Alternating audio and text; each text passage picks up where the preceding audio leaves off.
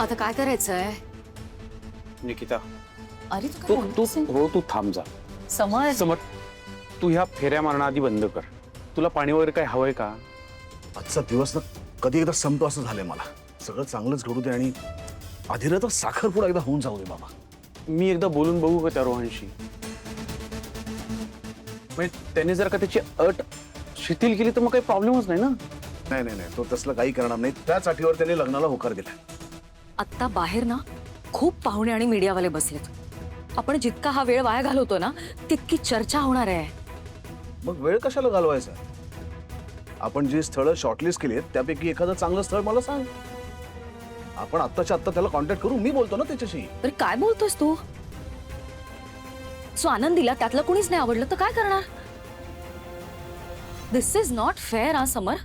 मला कळतंय डार्लिंग, पण मी काय करू आता हे मला कळत नाहीये. समर, त्या बाई जे बोलल्या ना त्यावर विचार करतो. कारण आजींचं सुद्धा तेच म्हणणं होतं की नाही? काय रोहनच्या ताईशी लग्न? नाही नाही, अजिबात नाही. समर, ती चांगली मुलगी आहे. निकिता ऐक ऐक ऐक समर, मला ना आता या विषयावर याहून अधिक बोलायचं नाहीच आहे. तू फक्त एकदा माझं ऐकून घे आणि मग तुझं तू काय ते ठरव.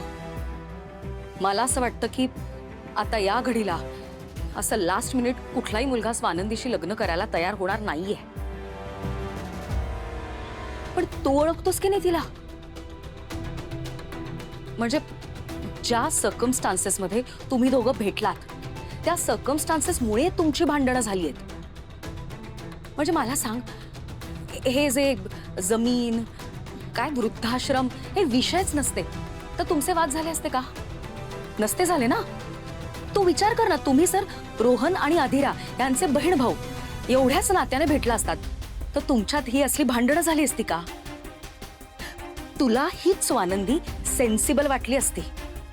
समर, तुमच्यातले हे वाद त्या त्या वेळेला त्या त्या कारणांमुळे झालेले आहेत. एवढाच आहे.